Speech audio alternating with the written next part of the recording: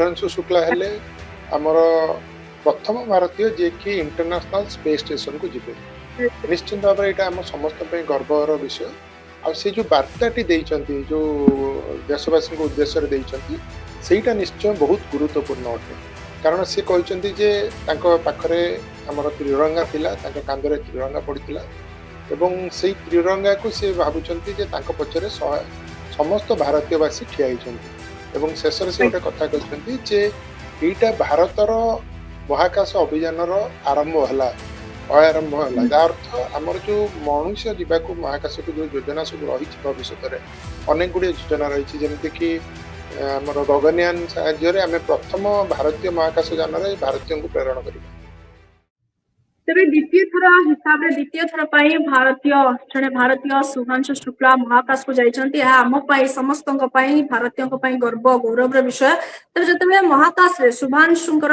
Axiom 4 mission सफल launch पर प्रथम प्रतिक्रिया मु एकुटिया नुहे मो सहित सारा भारत वर्ष मो सहित अच्छी भारतवासी समस्त मो सहित अच्छा कांधरे जिते त्रिरंगा पताका लगी से गर्व से छाती फुली उठुची एवं आज 4:30 आईएसएस रे पहुंचीबे तबे समस्त संपर्क रे अपन कौन कहबे देखंतु निश्चिंत भाव में एटा गोटे सब भारतीय मानक पे गोटे गर्व गौरवर विषय कारण से प्राय 40 वर्ष पर द्वितीय भारतीय भाव में महाकाश को जाइछंती एवं शुभ्रांशु शुक्ला हेले आमर प्रथम भारतीय जे कि इंटरनेशनल स्पेस स्टेशन को जिबे निश्चिंत भाव में एटा हम समस्त पे गर्वर विषय आ से जो वार्ताटी देइचंती जो देशवासी उद्देश्य देइचंती निश्चय बहुत गुरुत्वपूर्ण अटे कारण से कहते जे पाखरे आमर त्रिरंगा थिला कांधरे त्रिरंगा पड़ता एवं से त्रिरंगा को सी भावुंट पचर समस्त भारतीयवासी ठिया एवं शेष से गोटे कथा कहते जे यहीटा भारतर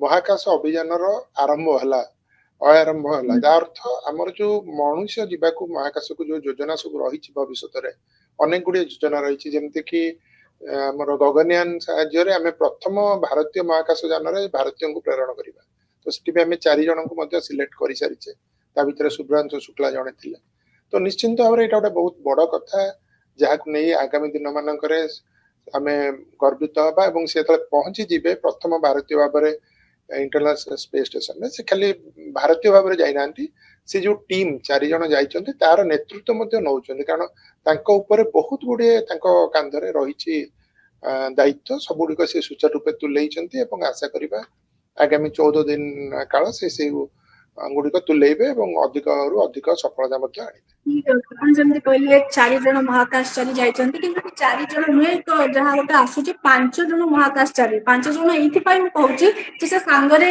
गोटे तुलार हंस को नेकी जाइछंती हंस कंढे को जहाँ विजुअल आम मानक सामने रे आसुची खूब माने भल भी लागुची से खेलुची माने ता सहित मतलब लागुची कि से माने खुशी अछंती एई सब तुलार हंस कंढे नेकी जिबा सांगरे कौन थाई पारे उद्देश्य देखंतु बहुत लोकंकर बहुत गुड़े थाए कार्य जोटा कि मानसिक शक्ति जन था मानसिक शक्ति मिली था तो हुए तो से भाया किसी नहीं आउ गोटे खबर रही सी जाऊे लंच पैड को सेते सी गोटे देशात्मक गीत शुणी जोटा कि वंदे मातरम आम गोटे सिनेमार गीतटे शुणी खबर आसुची तेणु यही सब केते गुड़े कार्यकलाप रही जो गुड़ा कि आमको शक्ति जोगाई था मानसिक स्तर में तेणु से आपड़ जो कहले पंचम व्यक्ति कथा तुला तो हुए तो जीवंत नुहे किंतु आउ गोटे कथा सी सहित जीवंत जीवाणु किसी नहीं जाइए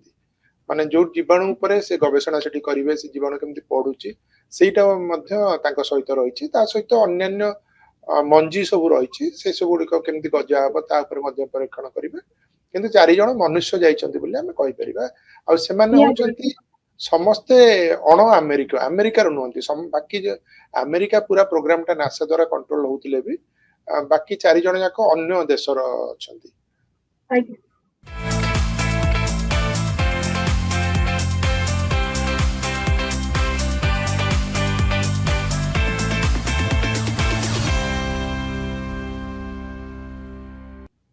तेज से सांगर ओडिया खाद्य नहीं जाइछंती शुभांशु शुक्ला आंबपणा गाजर हलुआ मुग हलुआ एमती किसी ओडिया खाद्य नहीं जाइछंती सांगे ତେବେ ଆଜି ଯେତେବେଳେ 4:30 ISS ରେ ପହଞ୍ଚିବେ ଡକିଂ ପର୍ଯ୍ୟାୟରେ ଡକିଂ ପ୍ରକ୍ରିୟାଟା କଣ କେମିତି ହୁଏ? ଦେଖନ୍ତୁ ଯାହା ଖାଦ୍ୟ କହିଲେ ତ ଠିକ ଅଛି, ସେଟା ଭାରତୀୟ ଖାଦ୍ୟ କହିବା, କାରଣ ଓଡ଼ିଆ କହିବାଟା ଠିକ ହବନି ମୋ ମତରେ। ଡକିଂ ପ୍ରୋସେସ ଯୋଉଟା କହୁଛନ୍ତି ସେଇଟା ହଉଛି ଦୁଇଟି ଯାନ ଯୋଡି ହବା। ତ ଆମେ ସମସ୍ତେ ଜାଣିଛେ ଆମର ଯୋଉ ଅଛି ଇଣ୍ଟରନ୍ୟାସନାଲ ସ୍ପେସ ଷ୍ଟେସନଟି, ସେ ଆମର ପୃଥିବୀ ପୃଷ୍ଠରୁ 400 କିଲୋମିଟର ଉପରେ ଏମିତି ଘୁରି ବୁଲୁଛି, ଗୋଟେ କଣ୍ଟିନ୍ୟୁଅସଲି ଘୁରି ବୁଲୁଛି, 90 ମିନିଟରେ ଥରେ ଘୁରି ଆସୁଛି। ତାର ସ୍ପିଡ ପାଖାପାଖି 28,000 କିଲୋମିଟର ଘଣ୍ଟା ପ୍ରତି, ମାନେ ଏତେ ସ୍ପିଡରେ ଯାଉଛି। ଏଇଟା ଯାଇ ତା ପଛରେ ରହିଯାଇଛି। ତ ବର୍ତ୍ତମାନ ଦି ଜଣ ଯାକ ଗୋଟିଏ ସ୍ପିଡରେ ଯାଉଛନ୍ତି, ସେ ଗୋଟିଏ ସର୍କଲ ମାନେ ଗୋଟିଏ କକ୍ଷପଥରେ। ତ ତାପରେ କଣ କରାଯିବ ନା, ଆମର ଯୋଉ ଯାନଟି ଯାଇଛି ଯୋଉଥିରେ ଶୁଭ୍ରାଂଶୁ ଶୁକ୍ଲା ଅଛନ୍ତି, ତାର ଗତି ଟିକେ ବଢେଇ ଦେଇଯିବ। ମାନେ ଗତି ବଢେଇ ଦେବା ଫଳରେ କଣ ହବ, ଦିଟା ଯାକର ଦୂରତ୍ୱ କମିଯିବ ଟିକେ। ପ୍ରଥମେ କିଛି କିଲୋମିଟର ପାଖକୁ ଆସିବେ, ତାପରେ କମିକି 500 ମିଟରକୁ ଆସିବେ, ତାପରେ 100 ମିଟରକୁ ଆସିବେ, ଏବଂ ଧୀରେ ଧୀରେ ଧୀରେ ଧୀରେ ପ୍ରକ୍ରିୟାରେ ସେ 1-2 ମିଟର ପାଖକୁ ଚାଲି ଆସିବେ। ତାପରେ ସେଇଟା ଆସି ଯୋଡି ହେଇଯିବ। ତ ସେଇ ଯୋଡି ହେବା ପ୍ରକ୍ରିୟାଟାକୁ ଆମେ କହନ୍ତି ଡକିଂ। ଆଉ ସେ ଯୋଡି ହେଲା ପରେ ମାନେ ଗୋଟିଏ ପଟୁ ଆଉ ଗୋଟେ ପଟକୁ ଆମେ ଚାଲିଯିବା ପାଇଁ ବାଟ ଗୋଟେ କରିଦିଆଯିବ। ତ ଯୋଡି ହେଲା ପରେ ସେଟାକୁ ଏୟାର ଟାଇଟ୍ ଭଳିଆ ତାକୁ ପୁରା ଲକିଂ କରିଦିଆଯିବ, ଲାଚିଂ ଦିଆଯିବ। ତାପରେ ତାଙ୍କର ଦୁଇ ସାଇଡର କବାଟ ଖୋଲିବ, ଏପଟୁ ବାହାରିକି ସେମାନେ ଇଣ୍ଟରନ୍ୟାସନାଲ ସ୍ପେସ ଷ୍ଟେସନକୁ ଯିବେ, ଯୋଉଟା କି ଆପଣ 4:30 ପରେ ଦେଖିପାରିବେ। ସେଠି ଯୋଉମାନେ ଅଛନ୍ତି ସେମାନେ ତାଙ୍କୁ ସ୍ୱାଗତ କରିବେ ନିଶ୍ଚିତ ଭାବରେ। ତେଣୁ ସେଇଟା ଗୋଟେ ଭଲ ଦୃଶ୍ୟ ଆପଣ ଦେଖିପାରିବେ, ଯୋଉଟା କି ସୁନିତା ୱିଲିୟମ୍ସଙ୍କ କେସରେ ମଧ୍ୟ ଆପଣ ଦେଖିଥିଲେ। ଆମେ ଯେତେବେଳେ କହୁଛନ୍ତି ଭୂପୃଷ୍ଠରୁ 400 କିଲୋମିଟର ଉପରେ ଇଣ୍ଟରନ୍ୟାସନାଲ ସ୍ପେସ ଷ୍ଟେସନ, ଯାହା ଘଣ୍ଟା ପ୍ରତି 28,000 କିଲୋମିଟର ସ୍ପିଡରେ ଘୁରୁଥିବ, ତା ଭିତରେ ଗୋଟେ ଡ୍ରାଗନ ସ୍ପେସ ର କ୍ୟାପସୁଲ ଡକିଂ ହେବା, ଏଇଟା ଗୋଟେ କେମିତି କଣ ଏଇ ପ୍ରକ୍ରିୟାଟା ରହିଛି?